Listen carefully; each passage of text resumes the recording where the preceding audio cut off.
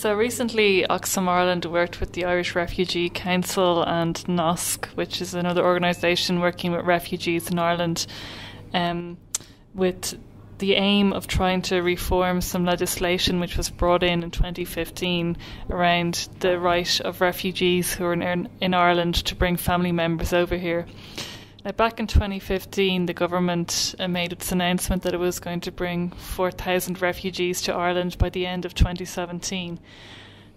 But shortly afterwards, the government then introduced an act which made it much more difficult for refugees in Ireland to bring their family members here. This is the International Protection Act. So previously there was a much wider discretion for people in terms of who they could bring over. Before the 2015 Act, there was two categories: an automatic right to reunite with children and spouses once their identity was established, and then a second discretionary category for other family members, such as elderly parents and siblings, where they were dependent on that person in Ireland. The Act then in 2015 removed this discretion and limited the definition of the family to spouses and civil partners and unmarried children under the age of 18. So the effect of that is that, for example, if I was a refugee in Ireland, I wouldn't be able to bring my mother here because I'm over the age of 18. Grandparents and grandchildren are unable to be together, and siblings. So it's had a really devastating impact. Sorcha, do you know what the rationale for the change was, or was it just like a kind of something that was done and they didn't realise kind of what they were doing, kind of a thing like? I guess I don't know why exactly the legislation changed or what the rationale was, but it's clear that it's had a very negative effect on refugees in Ireland, who are now finding it very difficult to bring people over unless they fall into this very narrow definition of what constitutes a family. Some of your listeners may have seen videos by the likes of the Irish Times filming refugees reuniting with family members in Dublin Airport, and many of those scenes are just unable to happen now because of this really narrow criteria. So working with the senators who are members of the Civil Engagement Group, we worked together with them to draft a bill to amend the legislation, and we're really pleased that thanks to the help of Senators Colette Kelleher, Francis Black, Alice Mary Higgins, Lynn Ruane, Grace O'Sullivan and John Dolan, that the bill passed the second stage in the Seanad in July and had cross-party support from Fianna Fáil, Sinn Féin, Labour and a group of independent senators, passing by 24 votes to 17. So this bill will now return to Seanad for committee stage in autumn 2017 before proceeding to the Dáil. So we really hope that if it's passed in the Dáil, that the bill will amend this 2015 Act and enable refugees to be reunited with dependent loved ones who fall outside this very narrow definition of the nuclear family. Is it true the only refugees we're taking in is the 4,000 refugee target by, I think it's the end of the year? So it's only affecting these people, is it? But it's for the future as well, like. Well, this 2015 Act would affect all refugees, as far as I understand. And we know that Ireland's response to the refugee crisis has been too slow. The Irish government is set to fail to deliver on its target of welcoming 4,000 refugees here by the end of 2017, unless they can urgently find ways to overcome some of those obstacles and stay on track. Less than a third of those 4,000 people, i.e. 1,259 people, have arrived so far. And what the Irish government needs to do now is show leadership in terms of upholding the fundamental human rights of people who are fleeing terrible situations and ensure safe and legal routes for refugees and migrants. One of the ways they could help to meet this target is if they did reform the family reunification that would allow the number, that target of 4,000 to be met sooner, and it would most importantly bring people together, people who've suffered incredible trauma, many of whom have been separated from family members on their journey here. When you think when a crisis hits any Irish family, the support network that's there from, siblings, grandparents, etc. And, to think that if you're in a scenario of being a refugee, that you're very limited in terms of who you can reunite with and be with in Ireland, it's a really sad and awful situation that we need to change. Yeah, I was just going to say that it's a tragedy what's going on, isn't it? And so what are you calling on the Irish government and our listeners to do? I suppose the main thing is that we want this bill to be passed through the committee stage in the Seanad in autumn time, and then for it to be passed in the Dáil. So we'll be appealing for people to ask their politicians, whether they're senators or TDs, to support this bill, and they can keep in touch with the campaign and add their voice to our Right to Refuge campaign by logging on to oxfamireland.org, or by meeting people from Oxfam's campaigns team at festivals and events during the rest of the summer. Okay, Sorcha, thanks very much. Thank you. So me úl chonig Oxfam le chéile leis an Irish Refugee Council agus an tagraíocht nasc rá agraíocht mína gobar le tefií an seo néireann. Agus bhí muidir gobar leis an hagraíochtaí sin agus leis an grúpa faoi le sa Seanad, an grúpa gníomhú sibhialta.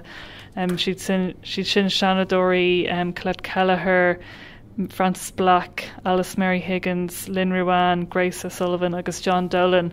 Agus bhí muidir gobar le chun bille a chur le chéile chun lasú dhéanamh ar 8 a rinne an rialtas a 2015. Agus just le míniú a thuirtear sin a 2015 rinne rialtas na hÉireann Gaeilge go dtugach 4,000 tefach an seo ribh deire 2017 deire an bblion seo.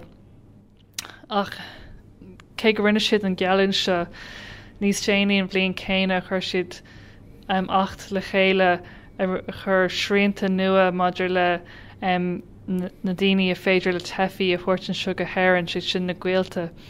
Ribh 2015 bhí caisegóir níos leithne an ó híomh na Gaeilge a bhéiteach tusa mar tefach an éireann a thuirt an seo go hÉireann. Ag an trá sin bhí categóir as féin an go bhhéit bhí póistí agus de fear na bhean chéile a thuirt an seo de mar gur tusa de hefach in éireann, agus bhí categóir lánránach freisin le haid Gaeilge eile mar hampla Dormar gur de hisismthirí sean nó dormar go raibh dratharcha na drifúracha agat a bhí bheitcha brathirtsa. Ach san nacht seo fuair siad ré leis an caisegóir seo is curú sanmhíniú an chuan san nacht nua ar an gláán, agus cílíonn sé sin inis dormar go tú iad a tefach an seo nach féidir leat aon duine seachas de fear na de bhean chéile nó póistí faoi ísio 8 thuirt an seo. Agus an éifeacht atá bhí an nacht seo nó agus chonig sé a bhaim a gceart ag dear an bblion scáte. No nach féid fád a bhama nó dí aideo a thuirt an seo go hÉireann, dormar gur dratharcha na drifúracha agat a oscin ísio 8 mar hampla mé féin dormar gur misim a hefach an éireann í bhean an hisismthirí thuirt an seo mar tá mé oscin ísio 8 agus mar sin de. Agus socha mas míonn tú ar an traumas do a mín ar tefií ag siad ag fágáil an áit conaí dul a duras ar turas an Jackar agus an chrua ag leirg áit sa bháilte. Agus gomininic ar an tuair sin tá siad scartha a Gaeilge eile.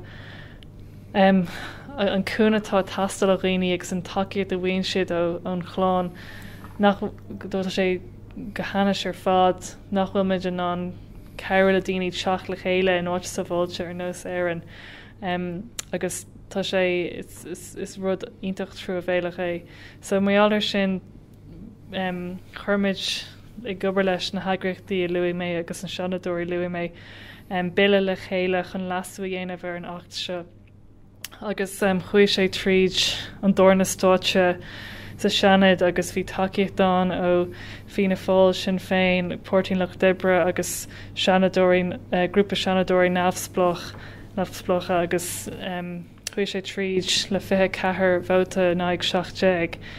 So tá muid an sósta lei seo agus tásúla gin níos go raithí an béile seo raiscín Seanad an de stáid na gcuiste sa fór agus an sin goraach sé ará go dtí an dul agus do mar dé gur chéin sé tríd an dul dhéanach an bille se lasú ar an 8 2015 agus chun an chuirs an sanmhíú atá ar an gláán tá an chúna lár an thóra ahrú agus ligann se tefií Gaeilge níos mó Gaeilge thuirtin seo. An bhfuil sé ceart chunará gur bhótáil Fine Gael sa seanna den 9 an bille seo agus is siad sin na daoine a thóg an bille isteachúpla an achtúpla bbliain ó hin isteach. An is go cad a bhí le cén sort smaoinemh a bhí acu, cén sort meon a bhí acu chun é seo dhéanamh.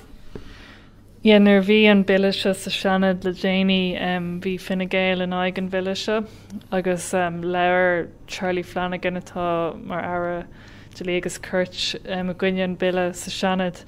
Ní féilm míú nó chuirsíos dhéanamh ar céin fáil go ddíireach a chuir siad an tacht se le chéile 2015 agus stocha gur nuair a thula mé faoi ar dús Bramigreis go pásanna greis an at gur rinne siad chuir siad na srianta seo isteach taréis an gealann sin go dúach siad ceithre bhíle duine isteach. Mar de mar ag go raibh nach raibh na srianta seo an bheith seansníos fearr an rialtas teacht ar an spruc sin atá acu é sin dhéhnú rih dear na bliana ach an slí bhfuil rudí i lár na thura ní léon seansa an rialtas an ceithre duine sin a thuirt go héireann rih dear 2016 tá níos lúna aon tríon den ceithre sin take go dtí seo. Ok, cén teachtacht atá go ag an nera do rialtas na hÉireann agus tá ar lucht éistóirí maidir an ceisio agus ceis is ábhar tradóideach é nach bhfuil? Yes, ábhar an tradóideach é, bhí colaí le a gglairirt le tefií in éireann atá an bhrónach nach bhfuil siad an a Gaeilge eáil agus iad a thuirt an seo go héireann agus ar smaointear na mílte duine atá gampi i ddíorthar nós an Gréig agus áit na eile atá ag leirg áit níos buin agus ar smaointú nar tharlaíonn aonrad drochrod ag gláán in éireann an takeíocht a bhaon tú a do Gaeilge de dhéideó do bhamó drathachas trífuircha mar sin de agus tá sé go chumláin mí fearáilte nach féidir le tefiig tá an seo go dlachach mar sin de na Gaeilge tá acu a thuirt an seo go áit sa bhailte.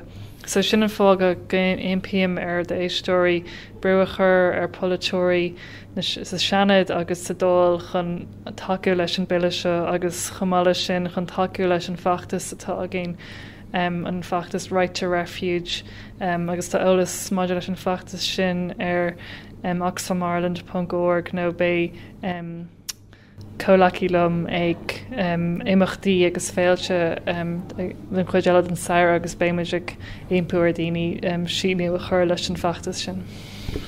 Sorry, am I got